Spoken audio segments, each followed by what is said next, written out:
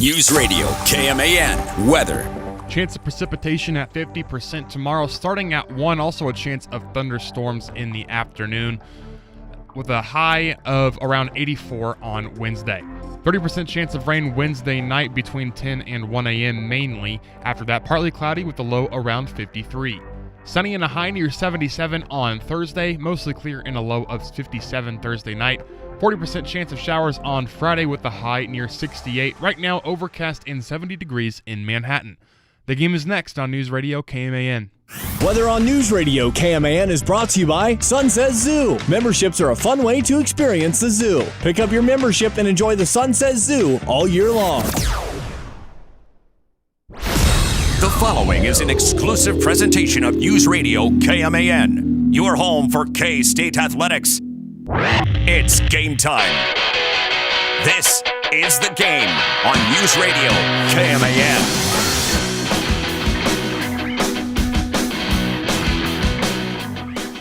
Well, at least the post-game drone show was pretty awesome. It was better than the game. The game on Saturday. Which, on a final drive, K-State pulls one out of their backside and challenged for 4 quarters by a team that won just 5 games last year, had a kid starting for the first time at quarterback. Didn't think quite attacked as much as they should have, a true freshman corner. With less than 2 minutes to go, a drive that K-State finished in 1 minute and like 2 seconds to take the lead with under 30 seconds to go, and the Cats beat, barely, North Dakota. Final score, 38-35 at Bill Snyder Family Stadium. The stripe out at the Bill. Cats get it done in front of about 52,000. That final drive for K-State was 10 plays, 81 yards, 1 minute and 3 seconds. And K-State wins it by 3. Welcome to the game. I am Mitch Fortner alongside Cole Dutchendorf. We'll take it to 6 o'clock, and we got Royals baseball coming up 6 o'clock pregame. And 6:40 first pitch. Who the Royals got tonight? I believe it's the first of 3 against the Twins, and Yeah. it's going to be a big couple of home series for the Royals, playing a couple of teams that they should absolutely win these next 2 series and hopefully stack at least 1 series sweep. We'll see. It's getting to go time for playoff baseball. Well, in today's show, we didn't have a show yesterday. Wildcat Insider off because of Labor Day, so we'll make up for that a little bit with last week in the Big 12. That'll be in our first hour, plus Jabroni of the Week. Hour number 2, the Manhattan Riker High School football preview show continues with 3 more schools to look at, and the Riley County Falcons are due up. You'll hear that with Cole Dutchendorf coming up at approximately 5:40. Positives we take away from these first 2 games of the season, and of course the big storyline, the Cats have some problems. They're 1-1 in the year. A couple of games decided by 3 points so far. And like Chris Kleiman, I'm like the way he started his press conference on Saturday, where to begin? That is exactly right. They got booed at halftime. Was that ugly at halftime? Cats were hearing some boos in the fourth quarter, some plays that weren't being executed, running when they should have definitely been passing the football when you're approaching 2 minutes to go in the game. Let's give a shout-out to the 2-minute timeout real quick. Shout-out to the 2-minute timeout. That actually came quite in handy. It did. For K-State to win this game. Give them a lot of time left, plus the defense getting off the field in a pretty quick amount of time. The third quarter, I mean, we saw a burst in both the offense and defense. They came out with a different sense of energy, some mojo. Cats got a couple of 3-and-outs. The offense puts a couple of touchdowns on the board to take a 10-point lead, and I think we're all feeling a lot better at that point. All right, the table's being turned. Defense gets 3 stops in a row, and then the offense starts stalling, and then the old habits start coming back. A lot of eye discipline issues, missed tackles. Offense isn't scoring anymore. They're going 3-and-outs. So to lead off, K-State has some problems right now. It's in all three phases of the game. Here's one of the quotes from Chris Kleiman after the game about the team just needing to get better. Simple as that. We've got to get a lot better. We've got to improve in all areas, not just one area. In all phases, we got to improve. But I've been in this business too long. You better enjoy every opportunity you have to get a victory. So we're happy about the victory. I didn't enjoy Saturday whatsoever. Now, if they would have lost that game, I enjoy that they relieved that they won the game. They were very close to not winning that game. I almost jinxed them because on Power K Game Day I brought up that it's been since the mid-'60s that K-State has started 0-2, and one of the opponents is a conference opponent. K-State hasn't started, if I remember correctly, K-State hasn't started 0-2 since 1989. 89 is correct. Bill Snyder's first season. Like that has not happened in my lifetime. So if you want to talk about just complete fan base wide and maybe even a little bit inside of an ear meltdown, this today would be a lot rougher of a conversation. This is already a little bit hard to talk about. Big reason is because preseason expectations, and maybe this was built up way too much by me and by others in the media and other shows out there. I thought there was a lot of evidence and just talent, track record from the coaches to base this on. Yeah, this team should be really good, and they can still be good. But you're 2 games in, and you barely beat North Dakota by 3 points, and you just look at every phase of the game and all levels and see kind of some pretty glaring problems on all sides of the field. Let's start with the offense. The O-line needs to get better. Here's Chris Kleiman. We have to be better at picking up stunts, and we've got to be better just coming off the ball and mashing people. And that was probably the one area I thought we didn't do a good job of on Saturday. And I thought we did a better job the week before against Iowa State. Was truly, even though it wasn't, the stats may not have indicated that, we didn't come off the ball and we were guessing at what games were coming rather than just coming off the ball. Yeah, I'm not seeing this offensive line explode off the snap. And, boy, you ask any junior high coach out there, what's extremely fundamental about an offensive line being successful? First of all, winning on the first step of the snap and low man wins. These guys are getting stood up. And K-State, now through 2 games, does not have a north and south running game. They're getting their best plays without a doubt for the most part, getting around the edge, using some speed. That's where Devon Rice came in handy. He had a couple of really nice runs, scored a couple of touchdowns. Avery Johnson, that scramble of 25 yards that really won K-State the game, I believe on a 3rd down play, a 3rd down and 1, was monster. But going north and south between the tackles, this running game almost doesn't exist. But if you look at the numbers, and truthfully, there's not a whole lot of numbers from this game I want to reference. If you take away the fumble that Avery Johnson had, which didn't really have any protection on that play, and he fumbles and the ball rolls into the backfield and the Cats lost a big chunk of yards. K-State is actually almost running for 6 yards a carry. But they end up at 4.9. That's not bad. On the flip side, the defense holding North Dakota to 3.1, but if you take away the sack yardage, it's about 4.2. If you're North Dakota, you take that. But still not a bad day at the office, I would say, against the run. I'm seeing a lack of fire. Simple as that. We were told in the spring that, look, we're putting a lot more emphasis on strength and conditioning. We're going to work on these guys' bodies. And you saw a bit of a different offensive line, at least when it comes to snaps. Andrew Langgang was playing a lot more in this game. Gus Hawkins played 20-ish snaps in the game, and Terrence Enos and J.B. Nelson didn't play as much against North Dakota. There's no doubt, right now to me, the biggest issue with the offense is the offensive line.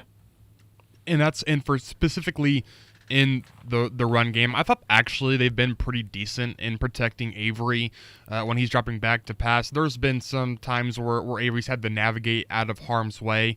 the good thing is you kind of have that in your back pocket. He's a very mobile quarterback. He's also gotten, I think, a heck of a lot better at navigating pressure within the pocket as well. And you saw him step out of harm's way a couple of times in this game and keep his head on a swivel and still deliver great balls down the field. So the passing blocking hasn't been as big of an issue to me as the running game has. And this is a game you mentioned, not referencing a ton of stats. The eye test just kind of it looks way different than what the final box score looks like. 100%. I mean, you look at the run game specifically, you take away, which I understand it's not as simple as, well, if you take away everything good the offense did, they actually did really bad. That's not how football works. But when you take away a couple of the runs from this offense, and a lot of these, as you mentioned, they're more east to west runs as opposed to north and south, there's not a lot of success that the offensive line is having at generating a push off of the line of scrimmage. That was like the one thing I wanted to see was your offensive line to dominate in the trenches, specifically in the run game against North Dakota. North Dakota has a pretty small defensive line. You should have been able to get a lot of push, and I don't know if it was just, North Dakota scheming it up great or their linebackers playing their tails off or what exactly it was, but you really didn't see a whole lot of that, even on some of the runs where Joe Jackson was having some success up the middle, because there were a couple. A lot of those are either he's making a guy miss or it's, a defender slipping. It's not necessarily the offensive line that's just dominating North Dakota. That's what you wanted to see, and you didn't see it at all. It was unsettling, to say the very least, to watch that throughout this game. And also, I think the one thing that I want to see a lot more moving forward is try to get away from some of these passes to the outside, the quick. I mean, Jace, I felt like he had about routes. 35 of them where it's just the quick passes into the flats. Take yards where you can get them, but this is a North Dakota team. You should be able to stretch the field a little bit. They've had success doing that this year. I mean, you see Jace Brown in the first game with a nasty double move, Avery delivering it down the middle of the field. They had success against Iowa State pushing the ball down the field, and they really had success against North Dakota at times. I mean, again, Jace Brown cooking a defender, going down the middle of the field. You look to the 2-minute drive, Jerron Tibbs drops one that was open, and then a beautiful throw by Avery on the second one coming back to Tibbs a couple of plays later. Again, the middle of the field, it feels like they're having some success, but they're not pressing that button very often. I don't know if it's just Avery's moving off of those routes earlier in the snap, or if I don't know exactly what that issue is, or if there's even an issue at all. Maybe it's just that's what the play calling has been so far. But that's been frustrating because there's been a lot of success with that. And to continually see, the 2-yard flat routes where you're giving it to Jace Brown, you can only do so much with that. And I think Jace is a terrific wide receiver. I think we could utilize him probably better than he was in that game, even though he had 16 targets, 12 catches, and over 100 yards along with that touchdown. Tibbs really hasn't been used a ton so far. He has the one touchdown, which should have been an interception, and he was used on that last 2-minute drive. He looked good. He was able to find space in the middle of the field. It was just a game where you could just find the nearest brick wall and bang your head into it. That's kind of what it was like watching this game at points. Not as much on the offensive side, but there were definite issues that propped up from play to play on the offense as well. I get the frustration. I get those play calling frustrations. There's no doubt that, I mean, truthfully, it feels like since Messingham, that's honestly feel like that's been the most frustrated I've been about play calling. You're right. There's been a ton of 4- and 5-yard out routes. There are theories behind that I do have. I think maybe the biggest one, other than taking what the defense gives you, would be trying to open up the passing game, trying to spread out the defense a little bit more, and hoping that opens up the running game. I should say, open up the running game with that, but just not quite sure. Avery Johnson's numbers, yes, look phenomenal on the. First half was pretty rough in terms of his body. There was definitely great moments for Avery, and overall he still played an okay game. But as you said, the box score isn't exactly he did not play as well as the box score would indicate. That said, he was bottom of the list for reasons that K-State, or for problems that K-State needs to fix moving forward. Avery, I thought, was better against Iowa State. Yeah, I would agree. He accuracy issues. I mean, he had a couple looked like wide open touchdowns, missed receivers, looked like, can't remember who the tight end was. I think it's Braden Lofton was wide open on the west sideline, and Avery missed him. He threw 4 should have been interceptions in the first half. 4 or 5. Mm-hmm. Yeah, it's a good thing that the secondary of North Dakota can't catch, because there were some tailor-made interceptions, and a couple of them probably could have been pick sixes. Mm-hmm. Avery got lucky, but he still finished 28 of 43, 318, a career high. He also had 3 touchdowns, still hasn't thrown an interception. But again, he did not have an A-plus day whatsoever. Maybe not even a B-plus day. But did lead that game-winning drive. He was really good. He looked really good. He was in the last really 2 minutes good. of the game. That is honestly, I think that's a really good sign of maturity, growth. He has really grown as a quarterback there. Not his first, come from behind, game winner, of course. But in short time, that was, especially plus 80-plus yards to go, that was really good. Defensively, man, guys, it's a secondary. Here's Chris Kleiman. Our eye discipline was awful. Awful. Our guys' eyes were in the backfield when they're supposed to be on the tight end, on the wide out, on the motion. It was terrible, and that's the discipline I'm talking about. We work plays, and I watch the plays on the video, and we've worked those during the week, and we screw them up. That's a lack of intentional focus. To me, this is, I think, where coaching comes into play. It's like they're not prepared for what they're going to see, unless North Dakota threw a bunch of stuff out there with the new head coach, of course, that is just we hadn't seen. But I feel like this was kind of an issue last year, maybe more so with 1 or 2 guys, not the secondary as a whole, where it wasn't the whole secondary that struggled all night against North Dakota, but there was a lack of discipline. And it just felt like North Dakota, at times, even though the defense did force 6 3-and-outs, will not take away that from them. But I will say on the discipline side of things, and some of the tackling was atrocious. North Dakota was moving the ball at times at ease. It looked like they were moving the ball a lot easier than the K-State offense. And I got to give credit to North Dakota on that, because what they schemed up and some of their play calling and play design was pretty impressive. They were able in routine to get the ball to open guys. So I got to give credit to North Dakota on that. K-State's got to go watch some film and do a lot of studying to figure out what the hell is going on, because it was a bit of a mess at times. Yeah, it was rough. It was rough watching in the stands. I watched back just the first half earlier this afternoon. That was a rough watch as well. And I don't really have a ton more to add on. I think Coach Kleiman kind of put a button on it. There's just a lot of misdirection from this North Dakota offense, and my biggest issue with it was outside of a couple of drives, it didn't feel like there were a ton of adjustments made, or that switch being flipped, whether that's on the coaching staff, but also, you're in the game. There was one specific, they ran a reverse early, I think it was their second drive when they scored their first touchdown of the game, went for like 30 yards, and the next drive, the exact same play, the exact same formation, the exact same player receiving it on the reverse, and it didn't pick up 30 yards, but it was, again, if it wasn't for a really nice recovery from Wesley Fair, it probably would have been 6, because, again, the entire defense just out of position, defensive ends crashing down on the play fake to the running back up the middle.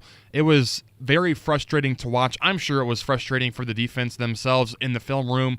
100% it was frustrating. You heard Coach Kleiman there. He was extremely displeased with how the defense played, and it was a really, really rough defensive performance all the way around. I think probably the most frustrating from a fan's perspective to watch probably since the Iowa State snow game, in terms of just giving up. It wasn't that dramatic in terms of the chunk plays, but just, pull the heads out. Like, it was rough.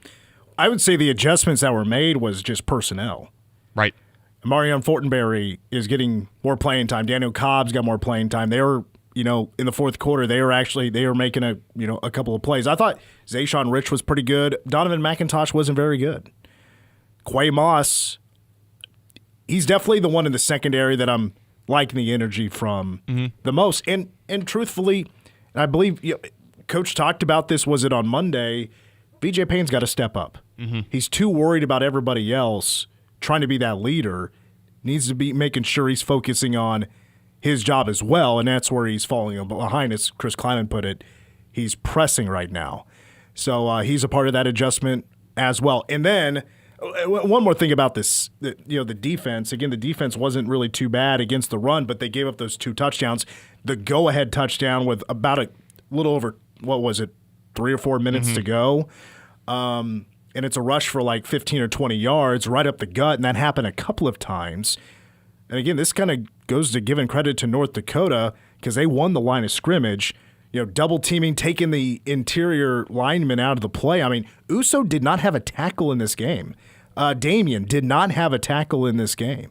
Like, they were taken out of the equation, putting more on the linebackers to make plays. And unfortunately, it was the linebackers on those 2 touchdowns that made the mistake on the run fit, either overcommitting on the projected route or not noticing the hole. And on those 2 plays, the hole was wide open. The linebackers had to step up. Now, they still led the team in tackles, but they would definitely admit to you they did not have their best game either. Yeah, that was one of the more glaring things that I saw from the defense is the linebacking core as a group was one of the groups that you probably had the most confidence in coming into the season. They played great against Iowa State. I really think that they had a pretty solid game in terms of, what they were doing both in coverage and against the run. They struggled against North Dakota. There was plays where Dez was out of position, Austin was out of position, but also there was a couple of plays where Rex Van Wy was on the field and wasn't putting himself in the right position to make plays. I think it's just in this game, I'm going to choose to believe that a lot of this is, you're trying to recover mentally and physically from Ireland. I really hope that's what it is because there was a lot of inexplicable plays from the defense, from the team as a whole, but defensively especially, where you're like, okay, this was rough. It was cause for concern moving forward. Just not a great game. Overall, there wasn't really a level of the defense where you're like, yeah, they had a good game. It was rough from pretty much all 3 phases of the defense. A little bit of deja vu. Even the defense last year was second half in the Big 12 of interceptions, no interceptions so far through 2 games, and then the other phase of the game that we need to talk about. I know we're going a little bit long. We need to take a break. The secondary. I am sick and tired of the special teams. I'm sorry.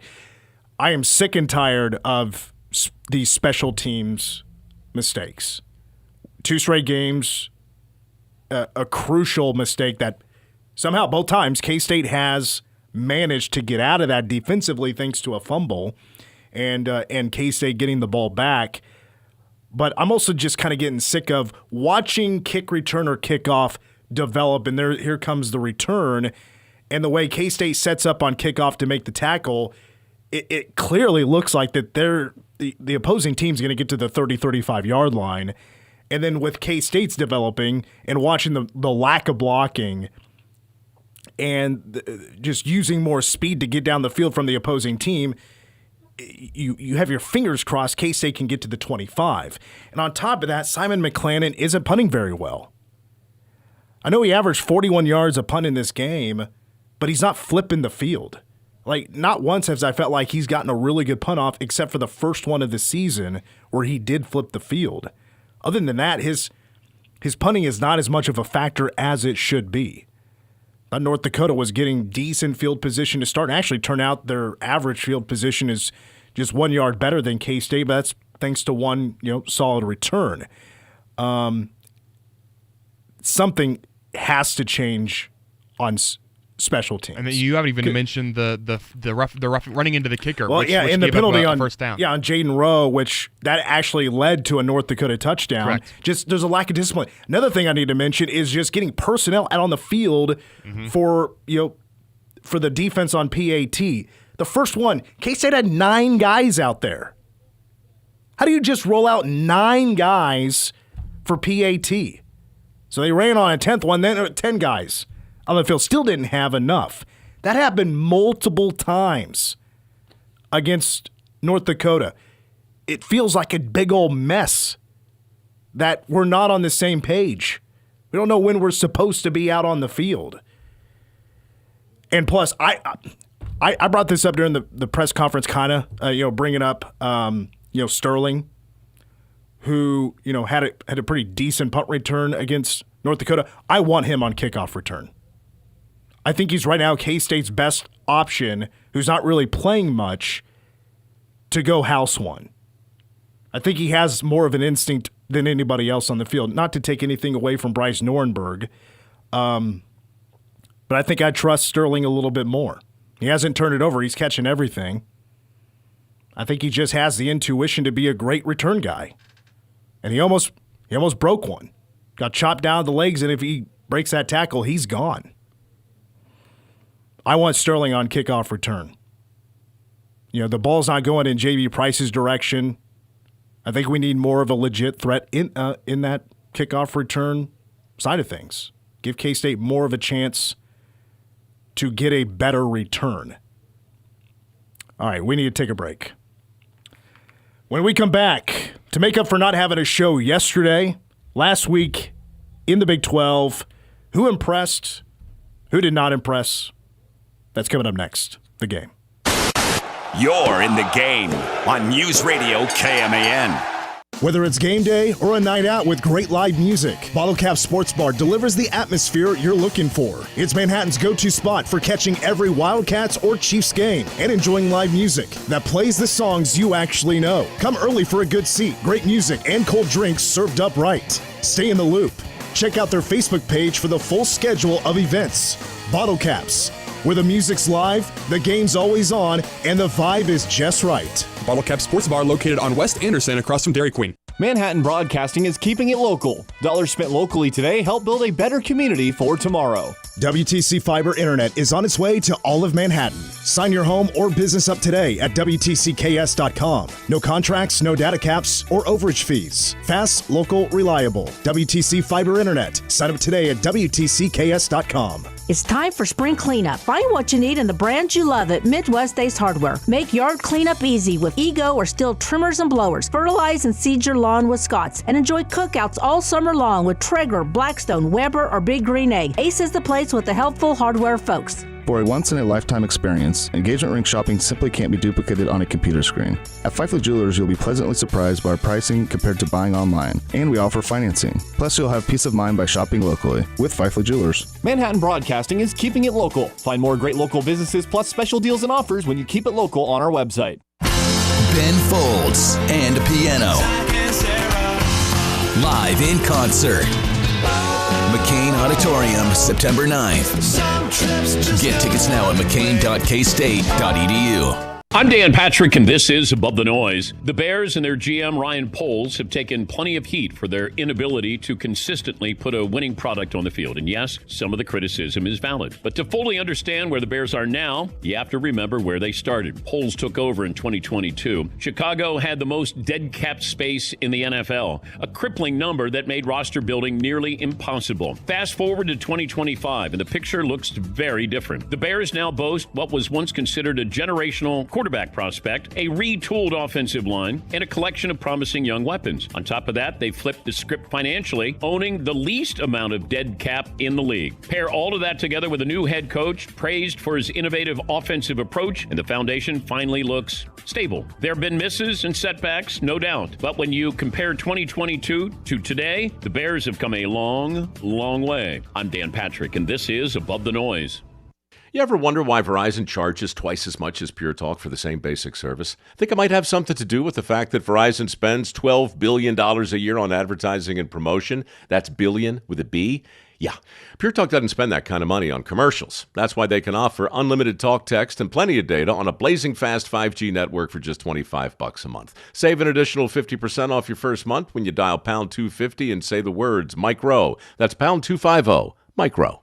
I don't serve for the recognition. I serve the flag. The red, white, and blue, that means everything to me. And when I fly it, I know it stands for something real. My name is Megan Terry, and I serve in the U.S. Army, which is why I choose Collins flags. Because every Collins American and military flag is made here in the USA, stitched with pride and built to last. And they support veterans like me because they know what these flags really mean. So if you love our service members and our country like I do, fly a flag that honors them and supports American jobs. Visit collinsflags.com today. American made, proudly waved. The Ramsey Show. The problem is the stupid banks will loan you so much money that they put you in bankruptcy because they don't have an off button. They'll just loan you money. You know, you can go get a credit card, you can go on a trip you can't afford, you can go down there and get a car. You know, there's actually people out there walking around that still think that if the bank will loan it to you, it means you can pay it. The same people that think if you have checks left in your checkbook, there must be money in the account. Same people. Life and money advice. The Ramsey Show, weekdays from 10 to 1 on News Radio KMAN.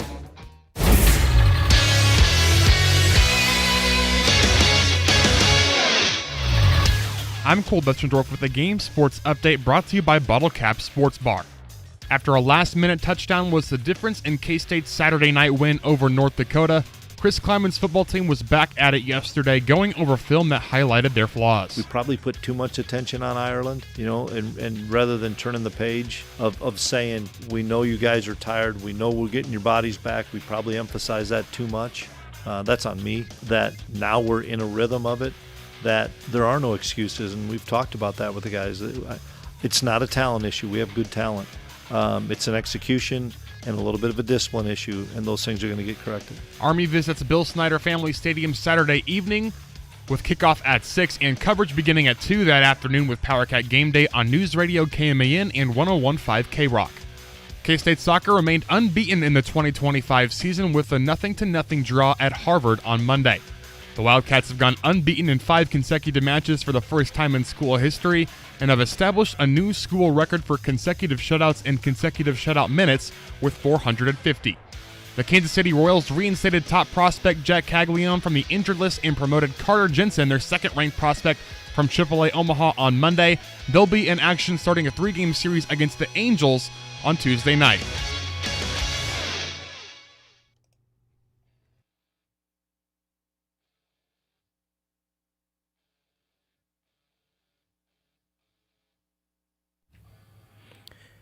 Well, the game continues. I'm Mitch Fortner. Across the glass is Cole Dutchendorf. Cats get to 1-1 on the year after a 38-35 victory over North Dakota. More coming up on that on hour number 2, including what positives have we taken away from this K-State football season so far through 2 games. That certainly has everybody on tilt right now, for sure. Meltdown mode. Feels like the Cats aren't going to be any good this year. They could be in for a long season. Big 12 schedule coming up. Going to be a rough day at the office every week is the way it feels like it right now. Plus, in hour number 2, the Manhattan Record High School Football Preview Show with Riley County. Jabroni of the Week is going to wrap up our first hour of the show. So last week we did talk about the Thursday games. Friday games, Kansas knocks off Wagner 46-7. KU has beaten probably 2 bad teams. Don't expect Fresno State to be very good. Wagner is probably not going to be very good. They come from poverty. They're at the FCS ranks. But I will give a shout out to Jalen Daniels. 4 passing touchdowns against Wagner. He's only thrown 1 interception so far this year. So apparently taking care of the football a little bit better than he was previously. And they have a chance to take down a legitimate team in Missouri who did look good in their first game, albeit against like Central Arkansas or something like that. So it wasn't like they were playing the cream of the crop, and that will be a home game for Missouri. So a chance to prove it outside of Fresno State and Wagner. Auburn beat Baylor 38-24. Jackson Arnold didn't have to do, a whole lot. I thought Sawyer Robertson was pretty good. 27 of 48 for 419 yards in 3 touchdowns. It's that Baylor defense that didn't have an answer for Auburn's offense. And it was early mistakes that kind of just got Baylor into a hole. There was a couple of 4th down stops for the Auburn defense, and that I think just put the game too far out of reach for Baylor to come back. Colorado fell to Georgia Tech at home 27-20. Was not a great start for the Big 12 against other power teams, with Cincinnati losing to Nebraska, although, I didn't think Cincinnati put up a hell of a fight against a team. I think that's going to be a lot better than them. I'll save what I have to say in our next segment for Colorado, Georgia Tech. Is there anything you want to add? Well, I don't want to spoil anything for Jabroni of the Week. We'll save it for later then. For Saturday games, I tell you what, Kenny Dillingham thought Northern Arizona, he was out-coached by Northern Arizona. Arizona State wins 38-19. I did not watch this game, but I mean, for the final stats, they were hooking up with Jordan Tyson all night. Was Sam Leavitt with 12 catches, 141 yards, and 2 touchdowns. But I think Arizona felt like they put on a disappointing show because they only beat probably a bad Northern Arizona team by 19 points. Yeah, didn't watch that one, but not probably not the showing that they were wanting to start out with and trying to run it back to the Big 12 championship game. I will give Texas Tech their flowers to a certain extent. They beat Arkansas Pine Bluff 67-7. Baron Morton, he got hurt in the second quarter, took a low hit, which I didn't think, it wasn't a dirty hit from the defender from Arkansas Pine Bluff. I think he kind of got blocked into that a little bit, but right now, Baron Morton, day to day, after their first win of the year, going to 1-0, number 23, Texas Tech gets it done. And Morton was 201 through the air and 4 touchdowns. Arkansas Pine Bluff is a really bad team. But I will say, Texas Tech's defensive line is legit. They are really good. But Arkansas Pine Bluff, there's no way they're going to survive through this era of college football.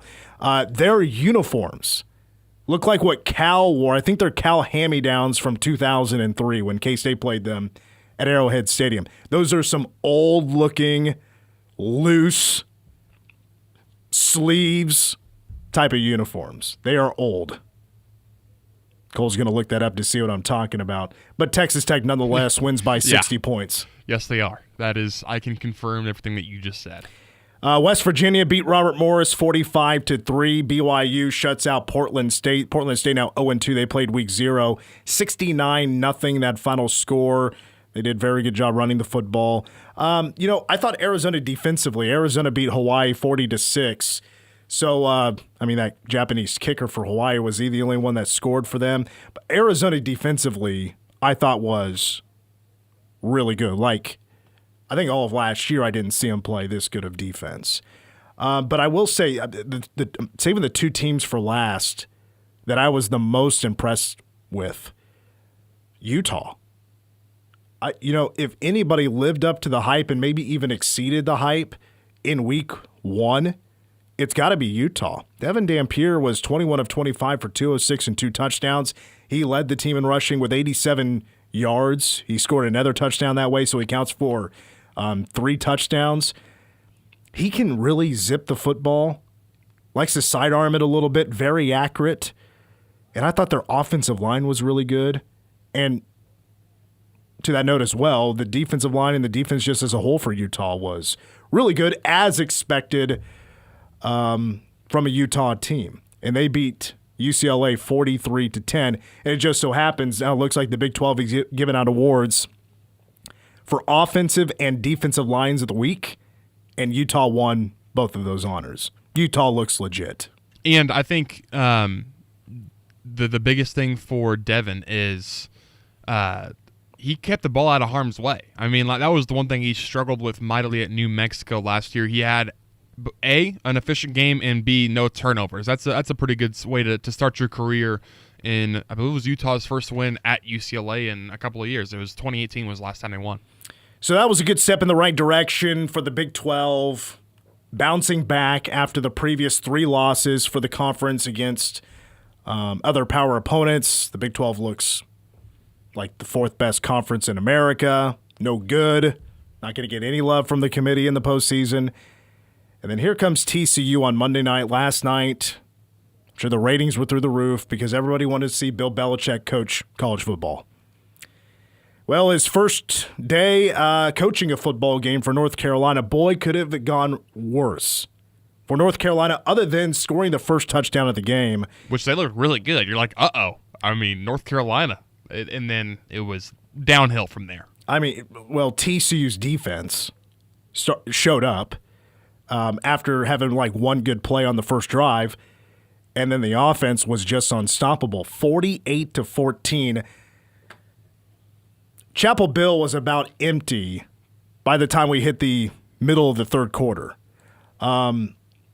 Josh Hoover, 27 of 36 for 284, 2 touchdowns. He did throw 1 interception. North Carolina no doubt has a quarterback issue.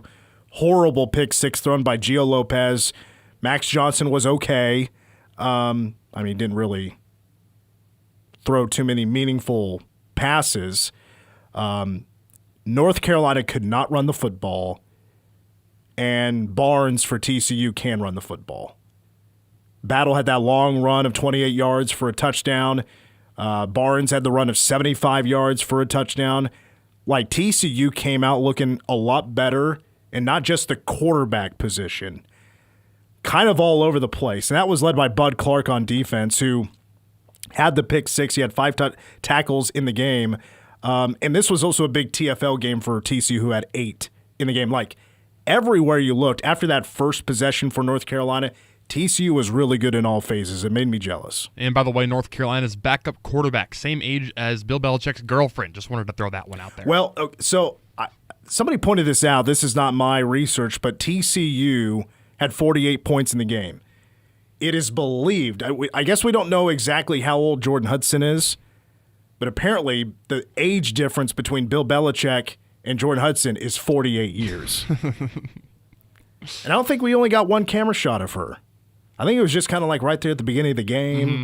When it was like all the North Carolina brass. Randy Moss is up there. He's in the press box. MJ was up in there. He was Roy there Williams somewhere. was there.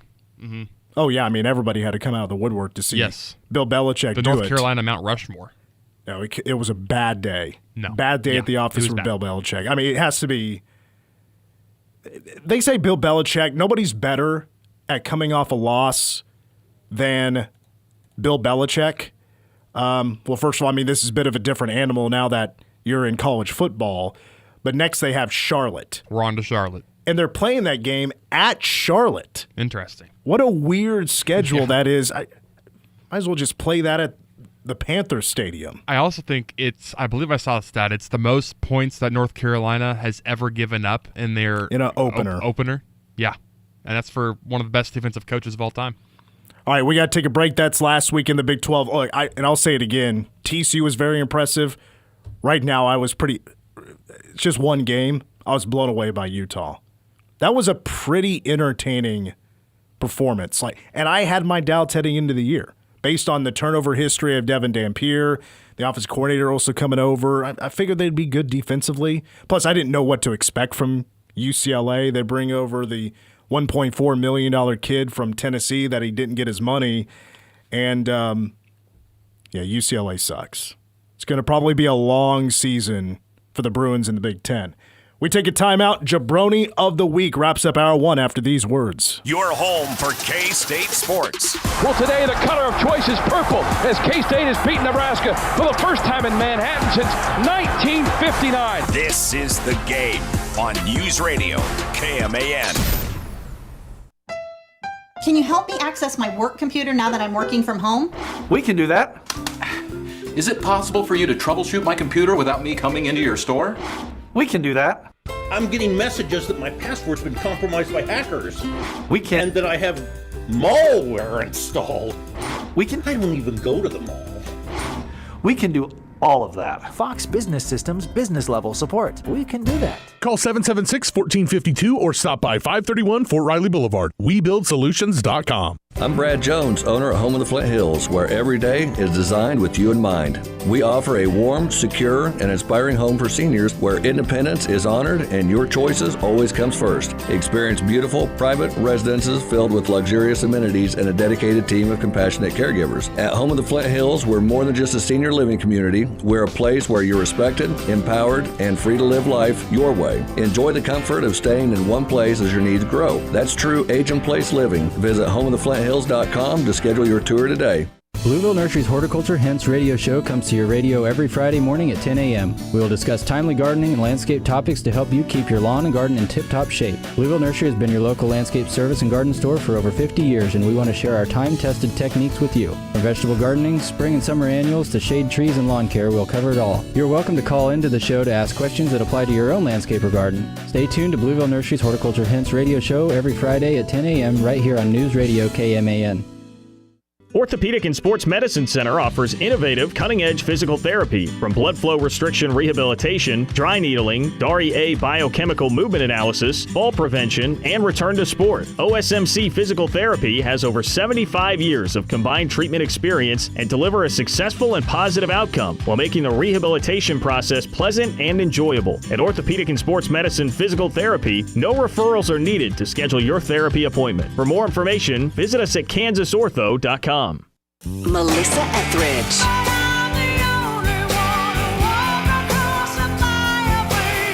Indigo Girls.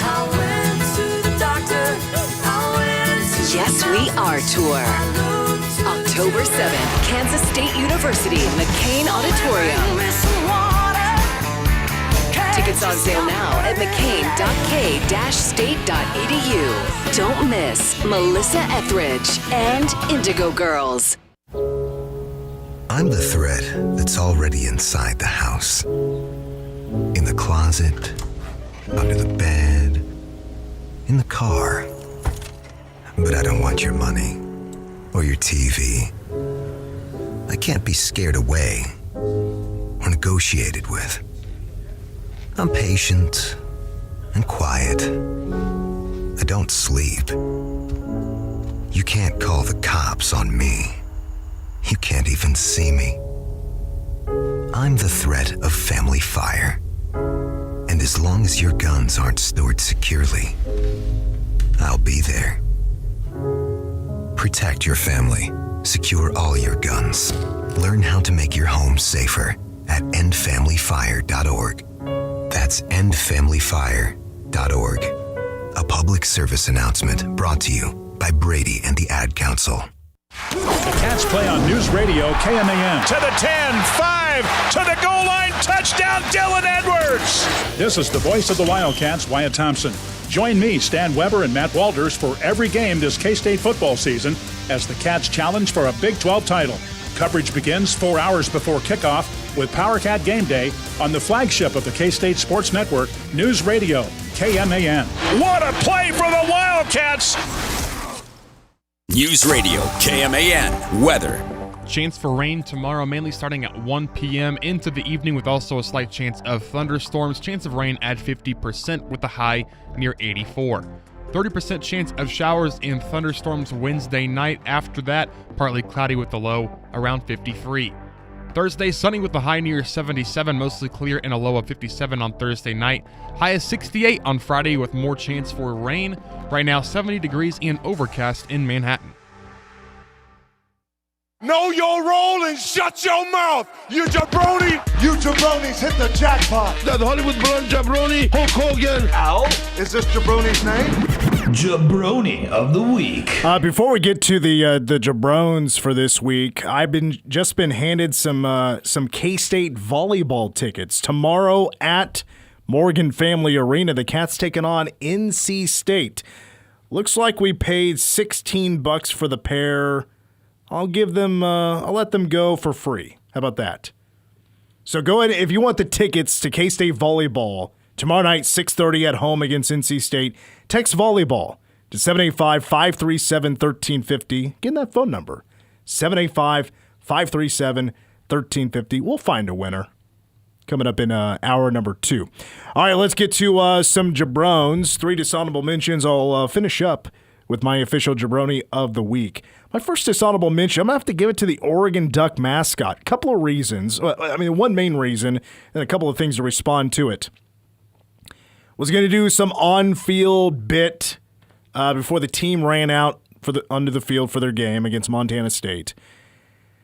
Yeah, big win for Oregon. That's great. But the duck comes out, starts waddling around, doing its duck gimmick. Head pops off. The duck then runs back into the tunnel. Somebody has to pick up the decapitated duck head and run back into the tunnel with the duck. Couple of things. One, why is this such a continuing issue? Can we not put a chin strap on the duck head? Of all the years, Willie Wildcat running onto the field, spearing somebody at the 50-yard line and then doing the KSU, the head's not coming off. Will's got a chin strap on. And also, why does the duck need to run into the tunnel? We know there's a person there. We're not all 5-year-olds. We know there's people in those suits. Just put the head back on and finish the gosh darn bit.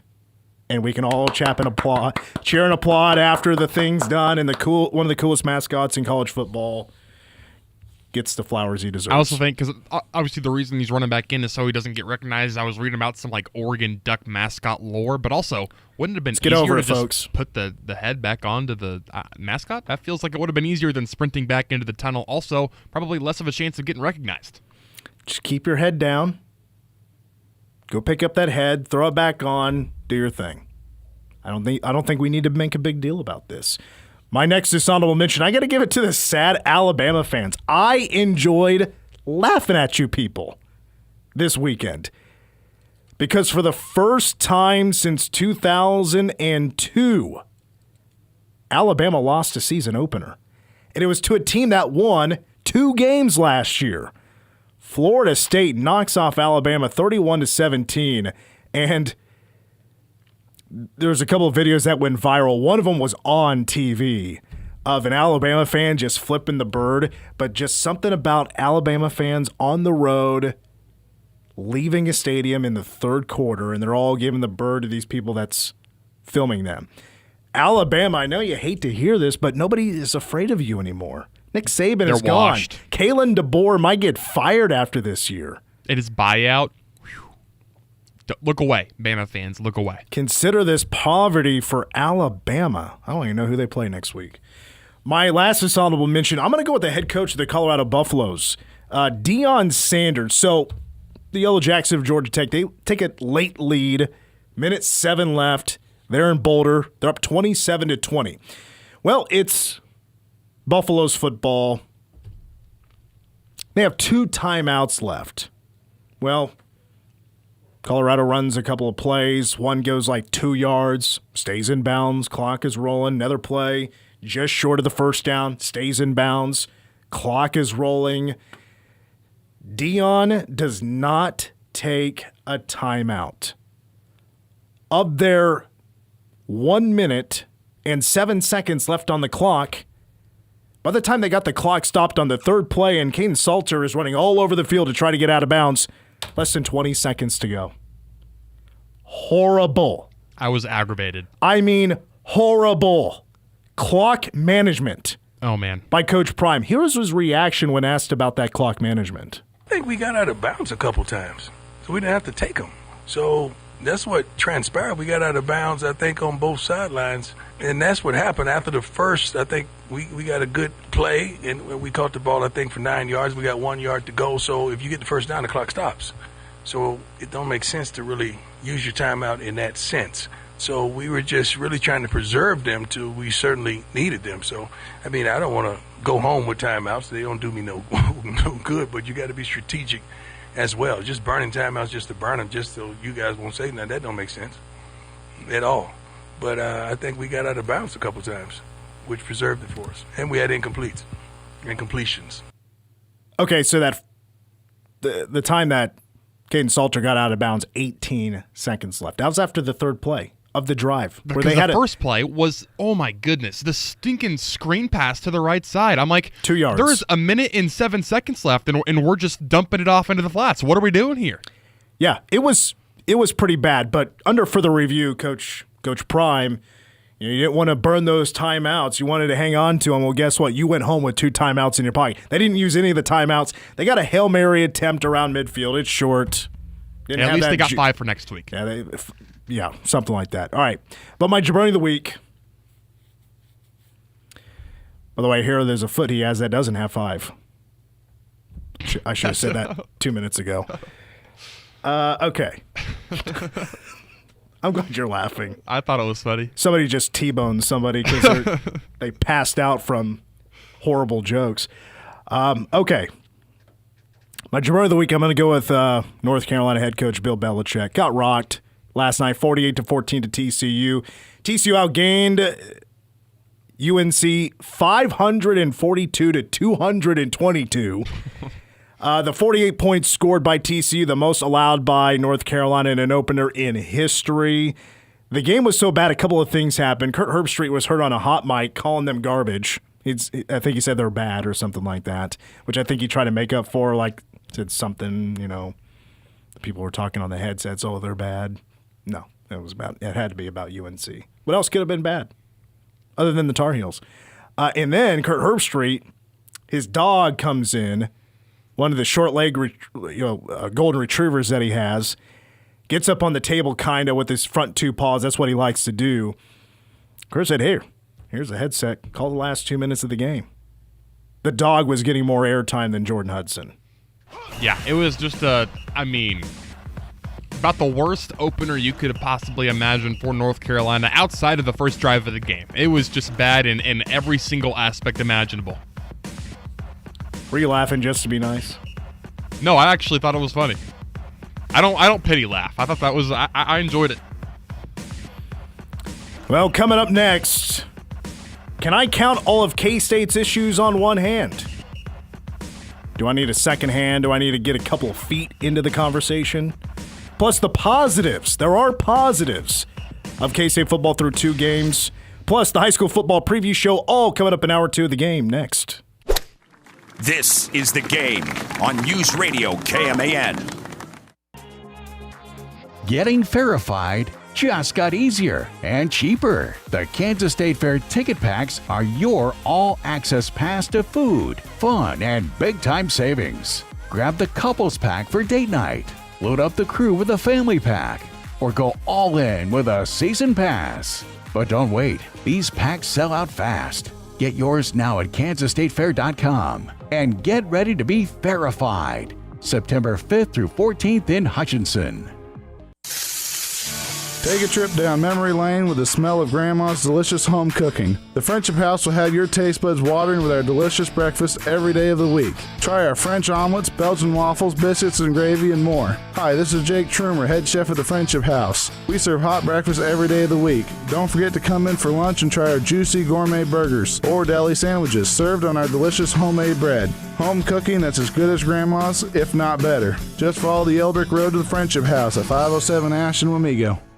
Hi, I'm Carla Hegemeister with Flint Hills Breadbasket. Food insecurity is growing in our community. In 2023, over 16% of Riley County residents were food insecure, and we are serving more people today than ever before. The people we serve are your neighbors, your students, your employees, your family, and your friends. The need for help has gone from 400 families a week to 600 families and is still growing. You can donate food, money, and your time to help your neighbors. Visit FlintHillsBreadBasket.org today to join our efforts to ensure that everyone has access to the healthy food they need to thrive. Are you prepared for the future? Ensuring your legacy and protecting your loved ones start with estate planning from Adair Law. From wills to trust to powers of attorney, the team at Adair Law will create a personalized plan that reflects your wishes and secures your assets for generations to come. Thinking about the future isn't always easy, but planning your estate can be. With Adair Law, you can protect what matters most, your family and your legacy. Don't leave their future to chance. Secure your peace of mind today with Adair Law. Protecting clients with compassion is what they do. Call 785-776-2000 today.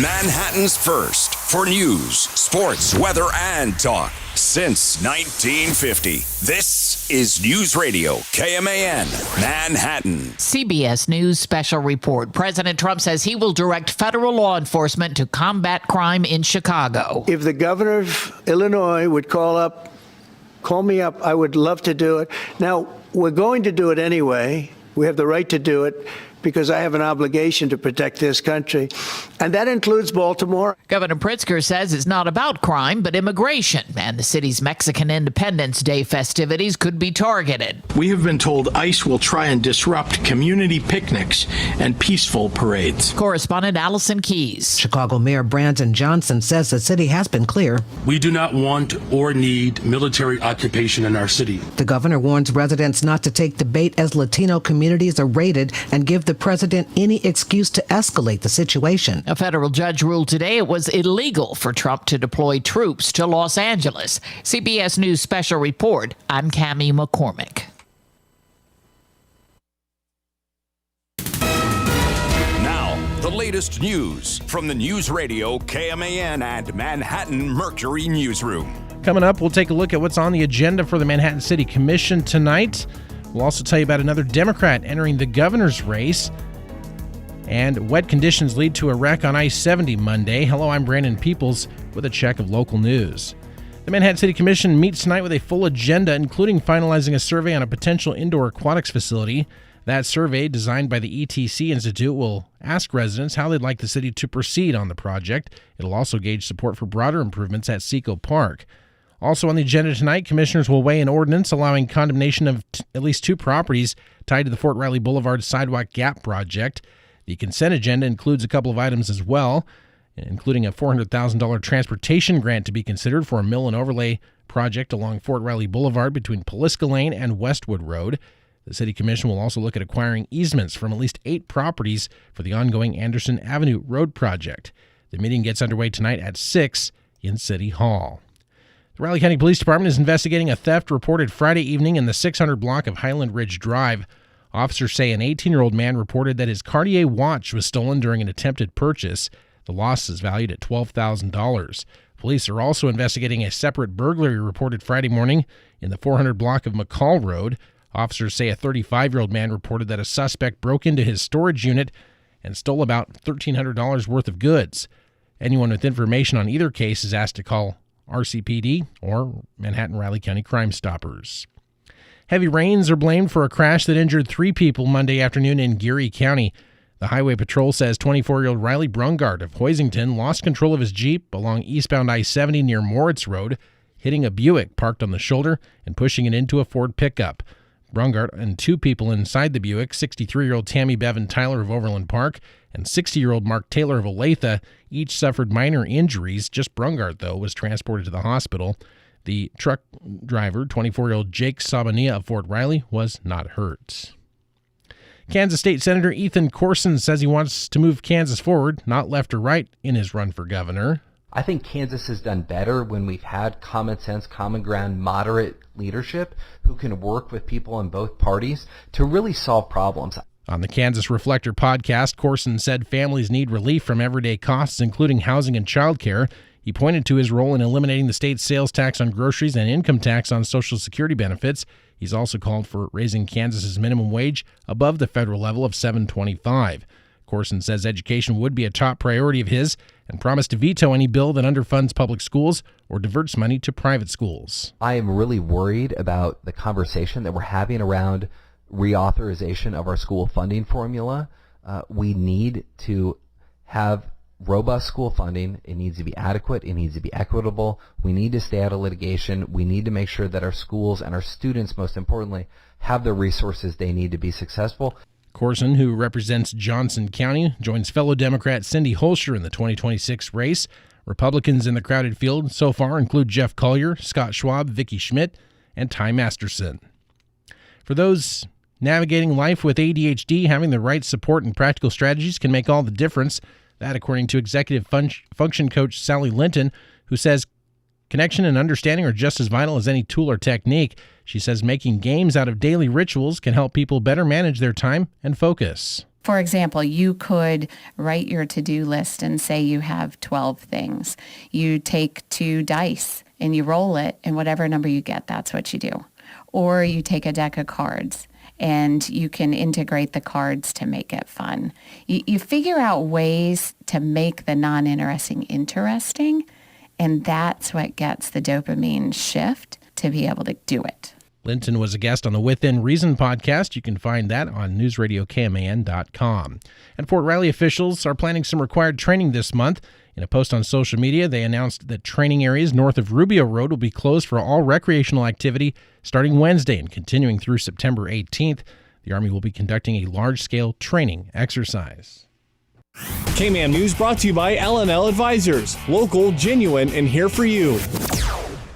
News Radio KMAN weather. 50% chance of rain starting tomorrow at 1. Also a chance of thunderstorms mainly after 4 in the afternoon with a high near 84.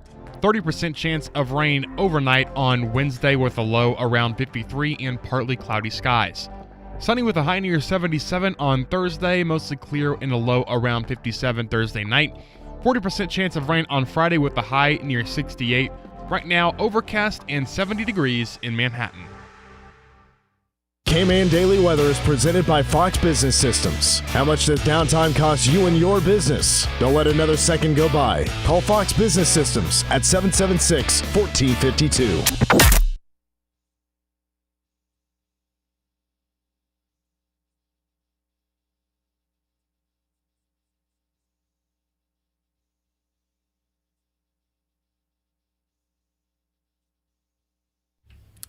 Since when do we have Master of Puppets? I've just been pulling stuff off of YouTube and played it on YouTube for my bed music recently. Yeah. Oh, wow. Nice. Well, hey, welcome back. Hour 2 of the game. Mitch Fortner, Cole Dutchendorf. Manhattan High football kicks off the season this Friday night. Going to be hosting Garden City at Bishop Stadium, and also they're going to be debuting that brand new big screen. There on the south end of Bishop Stadium. The team will run by it. It's right by the locker room. And pregame coverage will be at 6:30, kicking off at 7 o'clock. Chiefs open up their season also on Friday. That'll be on 101.5 K-Rock. They're going to be in Brazil. Chargers.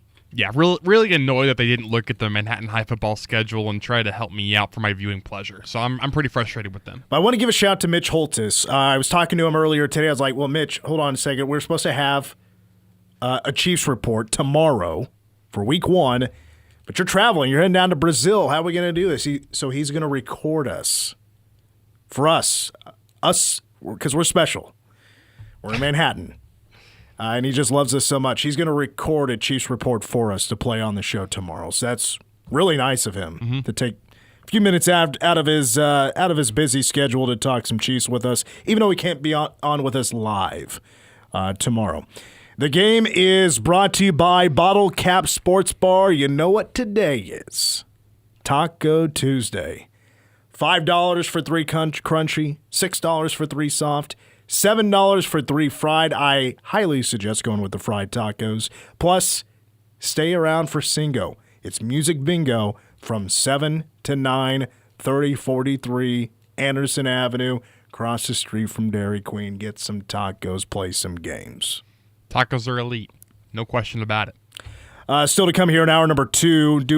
We will get to the Manhattan Wrecker High School football preview show. Cole talking Riley County with Eric Williman right here on News Radio KMAN. Let's see. I feel like there's one more thing. Oh, yeah. Giving away some K-State volleyball tickets right here in my hand. You got to be able to come pick them up here at the radio station tomorrow.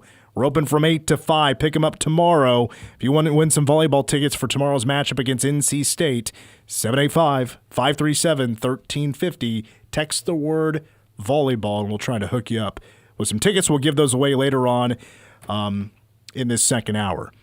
Well, the Cats pulled one out their backside, if I may say so myself. Final score, 38-35. An 81-yard drive. With less than 2 minutes to go, the Cats pull it off, and they win by 3 points. But boy, did we not enjoy that win whatsoever. A stressful game. The Cats win it. I mean, imagine if they didn't win it. I mean, it's chaos in Manhattan, Kansas. It's chaos around the Power Cat Game Day Sports Network. There's no doubt about it. The one thing that Chris Kleiman stressed the most when it came to the issues of this team was the secondary, their struggles with eye discipline. Our eye discipline was awful. Awful. Our guys' eyes were in the backfield when they're supposed to be on the tight end, on the wide out, on the motion. It was terrible, and that's the discipline I'm talking about. We work plays, and I watch the plays on the video, and we've worked those during the week, and we screw them up. That's a lack of intentional focus. First of all, that's rare to hear Chris Kleiman just bury something like that. Just to say how something was awful and repeating awful. Like, that's something like, it's him saying, look, I don't need to go give you the line of I need to go back and watch film, and I'll tell you on Monday how I feel about it, or ask me about it later on this week after I watch film. We didn't need to see the film. We saw it live. There was a lack of discipline. Multiple mistakes were being made multiple times. The eye discipline was off real bad for K-State. that it was allowing too many easy plays. And I go back, and this is something I didn't mention earlier, like there were twice in this game because of that lack of discipline. Bad tackling, not being on the guy you should be or not being in the spot you should be. A lack of focus. Maybe not remembering what you studied for months leading up to the season, and allows a team like North Dakota to not once but twice convert on a play where they needed more than 20 yards to get a first down. And there's no doubt to this coaching staff, to him, that is unacceptable. And the guys that show it this week at practice, that have the best eye discipline, are going to get on the field. And that's a huge, huge concern for us, and it's something I'm talking to the defensive staff about. We're going to have 11 guys out there that we all trust, and in this system, if you don't have eye discipline, it's going to be a really long day for you. One thing is we'll simplify as best you can against these guys. So I'm going to tell pretty quickly on Monday and Tuesday if a kid has enough eye discipline to play in this game, because if he doesn't, there's a lot of guys that I know maybe aren't as talented, but they have the eye discipline. All right, so, and Kleiman said, he and Kleinerman, they're going to work on it this week. They're going to get it fixed. He's given us the guarantee. It's going to get it fixed. That's where I think we as a fan base probably need to give these guys the optimism that this is going to get fixed. But, man, to me, it's a real big fix in a short amount of time against a team that I know doesn't throw it very often. Yet they're right now second in the country in yards per completion because they will catch you off guard with one of those passes, and they'll burn you for a big chunk. But they're going to be disciplined. I mean, a team like Army, I think they're no doubt going to be more disciplined and a better team coming out for game number 2. That is a conversation for another day that we will have this week on the show. Offensively, it's, of course, the offensive line. We have to be better at picking up stunts, and we've got to be better just coming off the ball and mashing people. And that was probably the one area I thought we didn't do a good job of on Saturday. And I thought we did a better job the week before against Iowa State, was truly, even though it wasn't, stats may not have indicated that, we didn't come off the ball and we were guessing at what games were coming rather than just coming off the ball. Cole, I'm going to ask you the question first. Let's look at it this way. What to you, if it's the same answer for all the issues, different answers, how would you categorize these issues for K-State? Would you call it a lack of execution? Would you call it bad coaching? Would you call it a lack of having that fire in your belly, being soft? What would you call these issues right now for K-State? I think one game with having a bunch of these errors, I would chalk more up to execution. And then if it becomes a pattern, that's when I think you get into, okay, there's something more here than execution. This is probably leaning more on a coaching staff. So I think really a lot of it is the execution for this game. Probably a lot of it is them being pretty unprepared for what the North Dakota offense was bringing to the table. Very different offensive style than Iowa State. Iowa State kind of just lines up and plays you straight up. There's not going to be a ton of eye candy pre-snap. It's not going to be a ton of motions when they do motion. If anything, it'll be from one tight end to one side of the offense to the other. It's not going to be a bunch of the stuff that we saw North Dakota run. So I really do think a lot of it is probably the execution. That said, if this is something that it becomes more of a trend as opposed to just a one-off, which you're going to get a great stress test because who comes to town is one of the teams where eye discipline is the most important against. I think it is interesting how it played out, where basically the one thing you need to do defensively against Army is have eye discipline. Well, you figured out, at least for this one game against North Dakota, it wasn't very good. So if that's a silver lining, you can take that as like, okay, well, now we know the one thing that we need to do literally every single second of any practice that the team has this week. It's work on that one thing. So I'll choose to believe for now execution over coaching issue. But again, if this is a problem that persists, which you're going to find out real quick, as soon as the defense is on the field against Army come Saturday, you're going to figure out whether or not Coach Kleiman and Coach Klanderman and the entire defensive staff figured out the eye discipline problem, because no one is going to put you to the test in that department like Army will. See, I think I can give you an argument For everything I asked you about, could it be this, could it be this, could it be that? I think there's absolutely an argument for everything to be coming into play. And I hear your argument about if this keeps going, look, are the coaches doing their job? Are the coaches getting the right message across to these guys? Because, I mean, at times I'm like, man, this, like the offensive line, for example, like so many guys being left untouched. You know, it looks like there's a breakdown in communication. There's a breakdown in execution. Like, man, that group looks like they could use a real good ass chewing right now because they need to wake the hell up.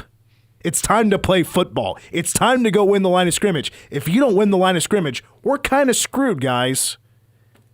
Like, you're the first line of defense. We need you right now. It does seem to me like I think the offensive line does have a bit of a communication issue because I think there are too many guys being untouched. And if I was opposing defenses, yes, I would be dialing up more pressure. And it goes to like just seeing it pre-snap. You knew K-State was just absolutely screwed. And you may know what I'm talking about. I think it was a third down play. It was K-State's second to last drive. So we're still north of 2 minutes to go. I don't remember where K-State was at, but the way this play was set up, yeah, trips right. North Dakota comes out man defense. They just manned up our receivers. Everybody else was going after Avery. And so you're looking at, 8-on-5 when it comes to the line. I remember like looking at that formation. It's a throwing down. There's some decent cushion being given up by the secondary of North Dakota. I wasn't quite sure, though, how we were going to go about this. I mean, the 5-yard out has been bread and butter. So I kind of figured it was that direction. But they brought the house, and I'm like, there is no chance that Avery's going to have a second of time. And guess what happened? He had no time. He had to get rid of the football. Avery, when he's under duress, has typically been inaccurate, and the ball wasn't where it needed to be. I didn't believe in them. Even though that's still a really tough matchup to stop, I didn't believe in the offense. And there were no adjustments made. Couldn't take a timeout because we needed to keep the timeout. So that was very frustrating. But also there's a major execution error because K-State does not have a north and south running game. Major execution error. And to me, I think where I sense the frustration coming from Chris Kleiman is because I think both with the offensive line and the secondary, and don't get me wrong, there's still issues elsewhere. These are the two major things. K-State's offensive line run blocking is not close to being good enough, and the secondary having a tough time with eye discipline. I think for Chris Kleiman, there's a lot of fundamentals that come into play where these guys should know better. And I think it's mostly with the offensive line, but clearly Chris Kleiman was certainly more frustrated with the secondary because they're getting burned a little bit too much on a lot of crossing routes. Our guys are running loose, and there's too many easy plays to pick up some crucial third downs or some crucial plays where the defense needs to get off the field. So I totally understand the frustration. It is absolutely a layer of things, but I think first and foremost, communication, there have been some breakdowns. And with the leadership these two areas of the field should have, this should not be happening. So leadership, team captains, that's where I think you need to see the stepping up begin with these guys. If I'm going to go coaching, I'm going to go secondary on this one because, again, of the eye discipline. That's a big thing to cure in a short amount of time. I'm sure Chris Kleiman spent, after Saturday, a lot of hours watching film. So this is the coaching coming into play. They need to get this fixed right away. That's where I'm most concerned. The secondary is where I'm most concerned. Donovan McIntosh lost playing time because he wasn't playing very well. He's a starter. I think Zayshawn Rich is playing pretty well. VJ Payne needs to be better. And Chris Kleiman brought that up. He's pressing right now, trying to do too much. He's maybe more focused on himself. So that's where I am concerned right now. Let's see. Let's go ahead and take a break. And when we come back, let's find the positives of K-State football right now. Where is K-State playing well? We'll discuss that next. That's coming up next on The Game.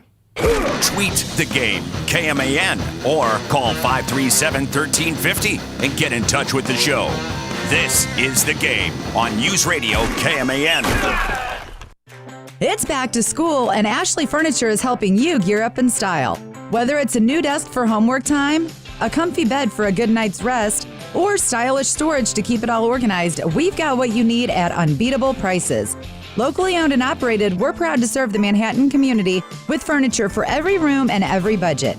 Come see us today at Ashley Furniture, 200 Starber Lane in Manhattan. Your home, your style, your Ashley. You've heard the expression, it's what's on the inside that counts. At Schultz Construction, they couldn't agree more. Starting with the foundation and everything inside the walls, Schultz Construction is committed to making sure the things you don't see in a house are as good as the finishing touches you do see. From custom homes to commercial buildings, Schultz Construction takes pride in their quality control from start to finish. Schultz Construction, building trusted relationships through the development of quality neighborhoods. Stormont Vale Health is your go-to for exceptional care right in your own neighborhood. The Flint Hills campus in Junction City is open 24/7 with a full-service hospital and rural health clinic. You'll find primary care and advanced lab services at our Wamego clinic to keep your family healthy without the drive. Our Manhattan campus offers a wide range of primary and specialty providers, plus imaging and lab services, and a pick-me-up at Radina's inside our campus. Visit StormontVale.org. Stormont Vale Health. High-quality care closer to home. American Family Insurance. At American Family Insurance, your small business is a big deal to us. You face challenges and you work hard to achieve your goals. As your American Family agent and business owner right here in your community, I've faced that too. I've built my business with the vision of helping you protect yours. Contact us today to see how we can protect what you've worked so hard to build with customized coverage that fits your needs. This is Rob Wild, agent at Wild & Associates, LLC. American Family Mutual Insurance Company, SI, and its operating company, 6000 American Parkway, Madison, Wisconsin. Buck Roofing focuses on customer service by responding to the roofing concerns of residential and commercial properties with the utmost professional service for nearly 20 years. Call for a free no-obligation estimate at 785-230-9379. Battles aren't won solely on the field. That's a common misconception. Battles are won within, over enemies of fear, enemies of doubt. In that place where promises are kept. Promises to oneself. This is a physical training event. Promises to one's community. Healthy people move debris out of their house. Promises to one's country. In the heart of every Marine, you'll find a promise.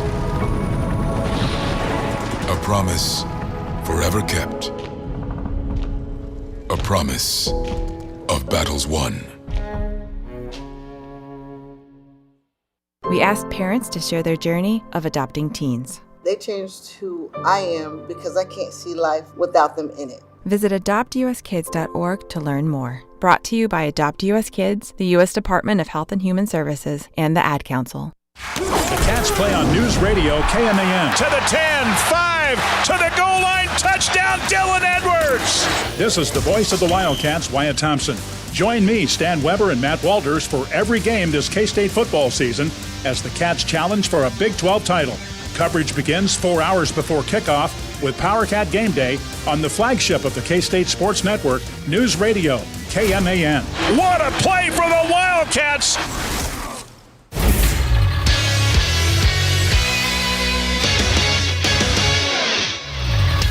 I'm Cole Deschendorf with the Game Sports Update brought to you by Bottle Cap Sports Bar. After a last-minute touchdown was the difference in K-State's Saturday night win over North Dakota, Chris Kleiman's football team was back at it yesterday, going over film that highlighted their flaws. We probably put too much attention on Ireland, and rather than turning the page of saying, we know you guys are tired, we know we're getting your bodies back, we probably emphasize that too much. That's on me, that now we're in a rhythm of it, that there are no excuses, and we've talked about that with the guys. It's not a talent issue. We have good talent.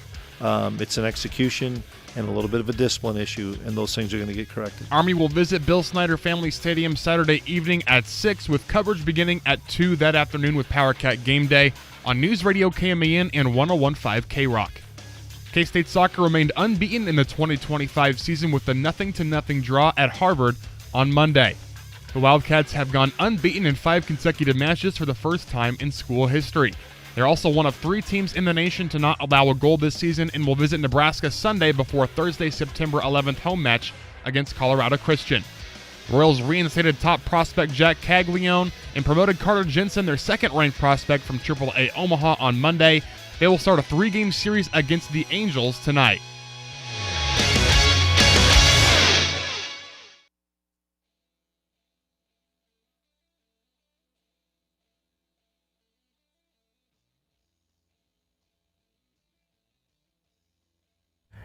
All right, we're back on the game. I'm Mitch. Across the glass is Cole. After this segment, I will, during the break, give away 2 K-State volleyball tickets for tomorrow night against NC State with the first serve at 6:30. If you want a chance to win those, text us. Text the word volleyball to 785-537-1350.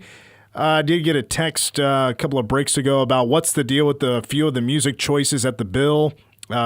Irish theme to them.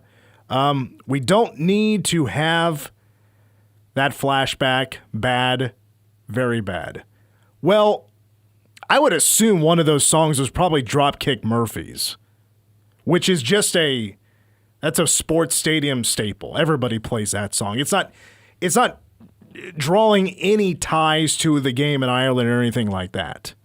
That's my only conclusion I have to that question, unless I'm forgetting something. I don't think they played anything Irish-themed other than maybe Dropkick Murphys. Doesn't matter if we were right after Ireland or 10 years down after Ireland, that's going to be a band that's going to be played in Bill Snyder Family Stadium for a very long time, I'm sure. Another question is, you didn't mention if anything about K-State was soft. I mean, to be perfectly honest with you, yeah, I think this team is kind of playing a little soft. But that goes into, me talking earlier about this team still needing to find that edge. And I thought, especially against the Iowa State game, I thought at times the team was really lacking an edge, lacking that grit, the fire in their belly, playing with anger. I said last week, I wanted to see this team play pissed off, ready to beat the tar out of somebody. We didn't get that. Did not get that, in my opinion, at all. Other than a few nice hits. I see Quay Moss play. I see a guy that plays pretty tough. Seems like to be a pretty good tackler. To me, he plays the fastest of anybody else in the secondary. With that being said, let's turn our focus. Let's try to talk something positive about K-State football, if you don't mind, for just a second. We got a game coming up on Saturday. That's against Army, 6 o'clock kickoff. Power Cat Game Day is going to be at 2 o'clock here on KMAN on 101.5 K-Rock. Tomorrow we'll have a couple of special guests here on From Fort Riley. One a grad of K-State, one a grad of West Point for this Army game. We'll talk to them tomorrow. Cole, I'll let you go first. Right off the top of your head, without even thinking, what's that first positive you think of for K-State football so far? It's funny. Going on to the car ride to the press conference last Monday after the Iowa State game, saying, the sky isn't falling, guys. It's not really a big deal. You lose first game, it stinks, but a lot of season in front of you. And then sitting in the Bill on Saturday, you're like, okay, well, the sky's at least closer than it should be. But there were some positives both from this game and I think the Iowa State game. Avery overall, outside of first half, was a little off in terms of accuracy. Again, there was about 4 passes he threw in that half, including one of his 3 touchdowns that probably should have been intercepted. That said, I think overall he's been really good. He's shown areas of improvement, and specifically zeroing in on that 2-minute drive. That was something that we didn't necessarily see that level of efficiency and composure from him last season. There were times where K-State came from behind in the fourth quarter. KU game comes to mind immediately. But that just raw efficiency, you need a touchdown. You score a touchdown. Not only do you score a touchdown, you score a touchdown in like a minute basically just over a minute. I think it was like you got the ball with 1:48 and you scored in a minute and 1 second. Minute and 3 seconds. Minute and 3. So you scored really quickly. He didn't make a single mistake on that drive. I think the one incompletion was the laser, the frozen rope over the middle, right in the hands of Jerron Tibbs, who just flat dropped it. And again, he came back a couple of plays later and rewarded or picked himself back up off the mat with a really tough catch in traffic. He did redeem himself. So and then also his ability to extend the play on the 25-yard rush. Also, Jace Brown did a heck of a job blocking on that play as well, giving Avery a few more yards at the very end of it. So I thought he had a really good 2-minute drill, and overall he's played, I think, just a little bit more cleanly this season so far than he did last year, outside of what was not a very good first half in terms of you're giving the opposing team some opportunities to come away with some takeaways. They just didn't take advantage of it. I'm going to add on, because you brought up Tibbs. He did have a couple of drops. But I will say, a solid positive for me has been the wide receivers, especially Jace Brown. Jace Brown has been an absolute dude. He has been getting behind the defense. He's running some fantastic routes when he's allowed to get out there and do his thing, which I think K-State needs to let these wide receivers run a little bit more loose. Let's see if we can get some stuff in the middle of the field, maybe go north and south. Because you might think Jace Brown has, 2 touchdowns this year, one of them for 37 yards, Iowa State. The other one, 44 yards against North Dakota. You would think Jace Brown's got to lead this team in yards per catch. Of the K-State top 3 wide receivers, he's actually third in yards per catch because those short out routes are going to Jace Brown. Heck, this past game, Jace had 12 catches for $109, but one of those was a 44-yard touchdown. And all of his yards after the completion were on that touchdown. Yes, because he is the guy that they're going to on these short out routes. The 12 completions to Jace Brown, the most to a single wide receiver in a game since Tyler Lockett, who had 13 in the Alamo Bowl. So that would have been the end of the 2014 season. And speaking of that, Jace is absolutely on pace too. I have to maybe do my exact calculations to assume K-State gets to a bowl game. Nothing's really guaranteed right now. It's that crazy. I would put Jace Brown's in pace to get to 1,000 yards, which we have not seen since Tyler Lockett and Curry Sexton 11 years ago. I think J.B. Bradley has been better than expected. I think everybody thought he would just be the number 3. Maybe he's looking at 300 or 400 yards. Right now he's at $121, averaging 15 yards a catch, has a touchdown, got behind the defense on one play against Iowa State on a great route. Good ball from Avery as well. Tad bit underthrown, but it was still a good ball. And I think, Jerron Tibbs, we're still waiting for him to really break out. Got that touchdown, which was great concentration. It was. Which it shouldn't have been a touchdown. That should have been one of the 5 interceptions that Avery threw against North Dakota.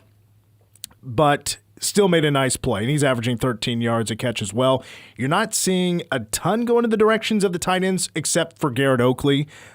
Terrence Enos has the same amount of catches as Will Ancio does right now, which Will is, he's pretty much the 4th string tight end. But, got some good news from Chris Kleiman. They're hoping that, Lincoln Cure is going to be close. He did practice last week. He did suit up. He warmed up last week. I was watching him on the sideline. Is he getting closer to the offensive staff? Is he looking like he's going to go in? He did not go in. That'd be a nice treat if he could get in the game and play against Army. I also got a question after the game as well about Dylan Edwards. I mean, who knows about Dylan Edwards? We're not hardly getting any information on him. Did not practice, other than he did not practice last week. Would Dylan Edwards fix everything that the offense is looking to fix? Not necessarily guaranteed. I think it starts with the offensive line. They want to run Dylan between the tackles as well, which also, I would say, goes into some of the fan questions as well after the game. I'll bring up this, play this audio here from Chris Kleiman. Fans are wondering, why is Avery not running the ball more? Here's Coach Kleiman. Whole game they had just run people right at his face. Well, if you're running right at somebody's face and you're in that read game, you got to give the football or get whacked. Or we can say, nope, you're going to be Joe Jackson get it back to you, kick out, run G with him, run power with him, run whatever, where there is no read. We're August 30th. I don't want to do that with that kid 15 times, 9 times if we don't have to. Maybe we should have, and maybe we should have had a plan for it because we were in such a dogfight. But you got to be careful about making sure that we have this kid for the whole season too. So I totally hear Coach there on a lot of things he just said in that clip. I think for one, a lot of the times it's not there. He's got to hand it off. That's where the read is at. A lot of the design stuff obviously is going to be going up the gut. I have to go back and watch the game and see how often North Dakota had put a spy on him, how often they were accounting for Avery just in case he ran the football, things like that. Could he have ran it more? Probably. Would I like to see him run it more? Absolutely. But it's got to be there. You can't force it. And at times we've already seen it this year. They've tried to run Avery, try to get him to the outside, and it's not there. There's not enough bodies for K-State to account for the blocking. Avery's just kind of dead in the water. So that might actually be still a work in progress to game plan better for Avery to see if he get a few more runs. He still ran it 7 times. That was an average for Avery last year. I just don't think you're going to see, the gung-ho Avery runner that he was as a freshman. When he ran the football, that's what they really needed him to do. Open up the offense is him to run the football, especially with not a lot of film on him. Things are a lot different these days. It's not that simple to just run Avery, and he's going to go pick up 15 yards every time. And he's been really good at keeping his eyes down the field and delivering passes when he gets outside the pocket. I think that's been something that needs to be more of, is trying to run those bootlegs, get him outside the pocket, because he looks really, really comfortable when he's doing that. Defensively, obviously, K-State has 7 sacks in 2 games. That's a pretty positive number. The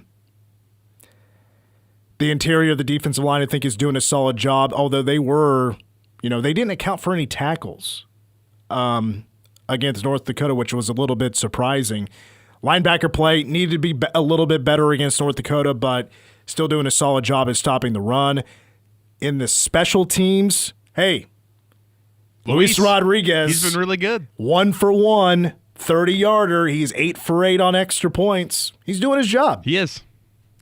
The fact that no one said anything about him the last 2 weeks means he's doing his job as a kicker. He's executing perfectly. Let me shout out a few names I do want to see play more. If you're still down Dylan,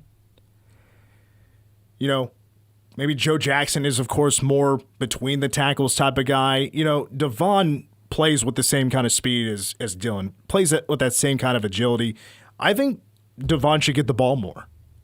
If you're looking to put less on the carry load or just load in general for Joe Jackson, I think Devon Rice has shown now, especially in this game against North Dakota, he deserves to get the ball a little bit more. Let me look at his numbers here real quick. He carried the ball 7 times, 40 yards. That's nearly 6 yards per carry. And then, let's see, was he using receiving? Yeah, 1 catch for 27 yards. On the I love that play design where they brought him across the formation to the right. It was beautiful. He's elusive. He's a speedster. And by the way, when he scored that touchdown, he ran a dude over. He did. So he is stronger. He is stronger than he looks. He's not a very big guy, but he's very fit. I mean, he is, for his size, it's kind of like Dylan Edwards, the same kind of size. Very jacked, very fit. Let him kind of do his thing a little bit more. I think there's some opportunities for Devon Rice to be more of a playmaker. I think he deserves more on his plate moving forward as long as Dylan Edwards is not out.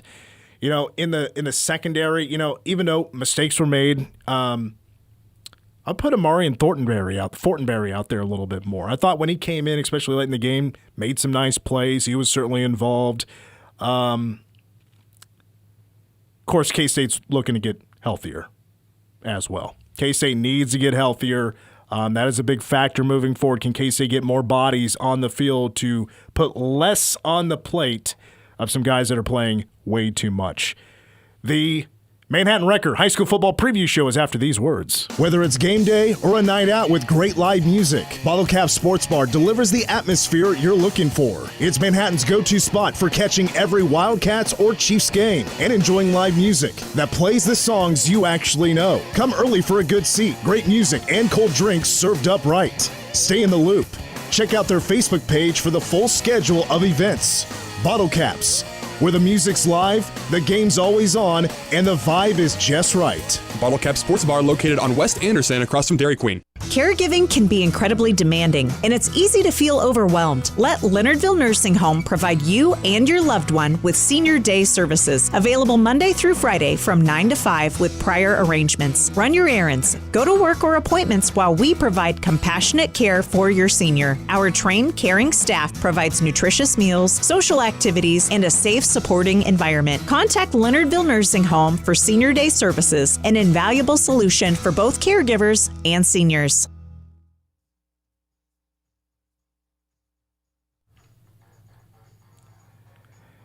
It's time for the Manhattan Wrecker High School Football Preview Show. Talking Riley County Falcons with head coach Eric Williman.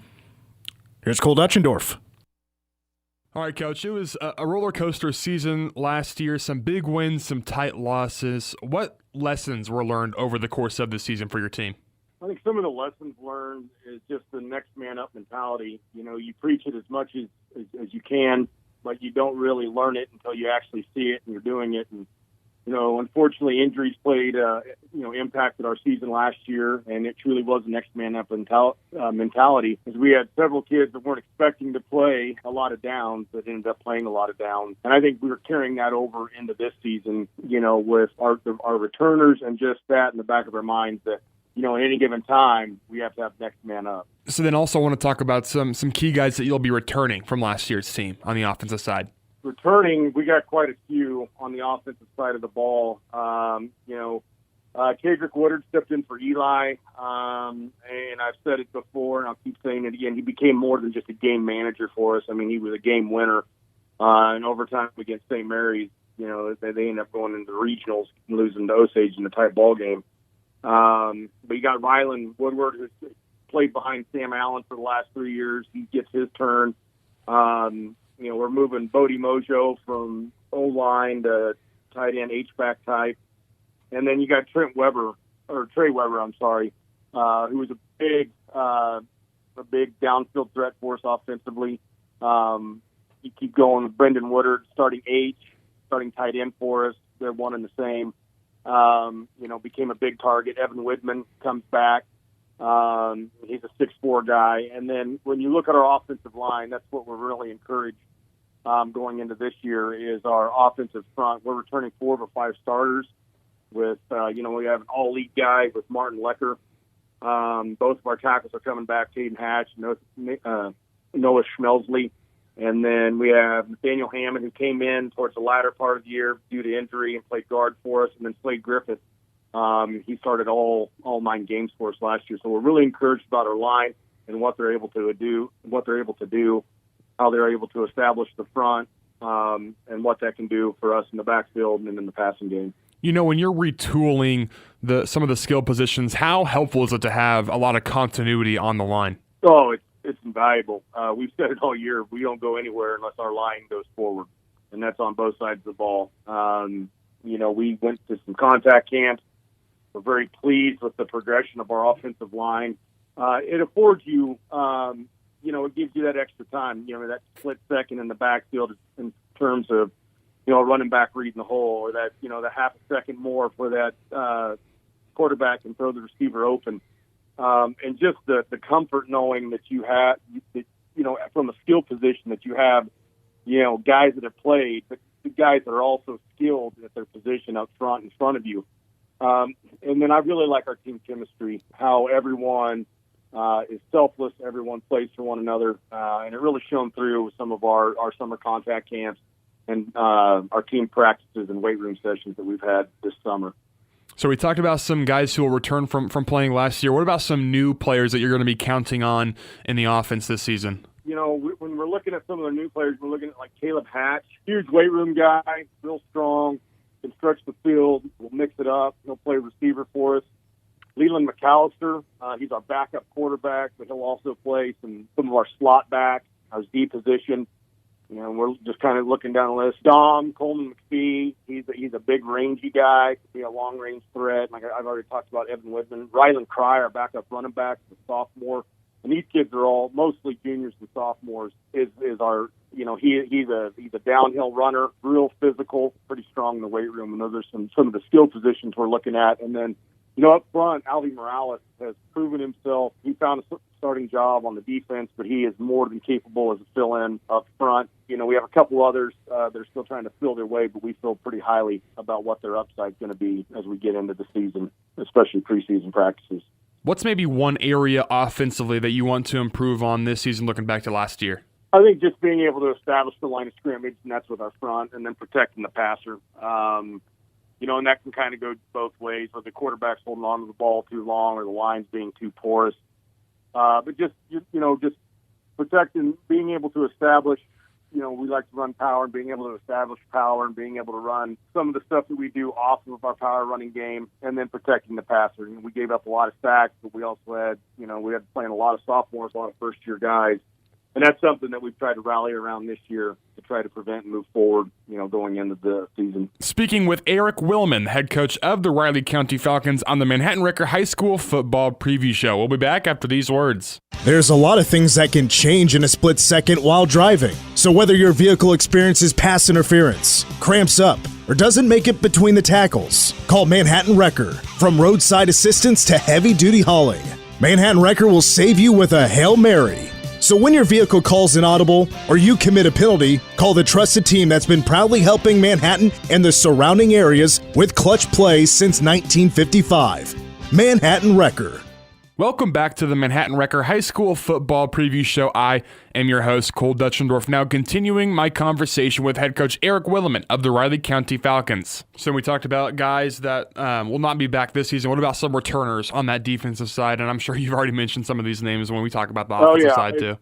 It's one and the same, but you got Rylan. He was the starting linebacker. He's going into year 3 as a starter. Bodie Mojo will move to linebacker. He played more of a DN for us last year. Andy Anstat was a DN. Jaron Vega has really stepped up as a defensive leader. He's a senior. He'll be a D-tackle DN. Chase Lundberg just came out his junior year, excelled towards the latter part of the season. He's a two-gap guy. I mean, it's hard to push him around. He's about 6'3", 295.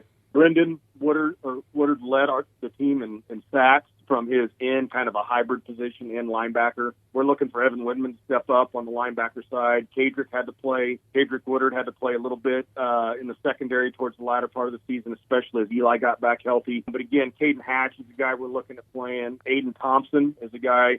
And then, Carter Maxwell, he came in, started for us last year as a junior, excelled in slot position, and then, he has come on and played safety and corner. Been a real selfless guy about just wanting to find a way to get on the field and help the team. And then Logan Wag is one of the other returning corners along with Trent Weber. And so we're really excited about what the group that we're returning. But again, I go back to as a head coach, really looking forward to how our defensive front is able to establish the line of scrimmage. A lot of the same guys that are on offense play defense.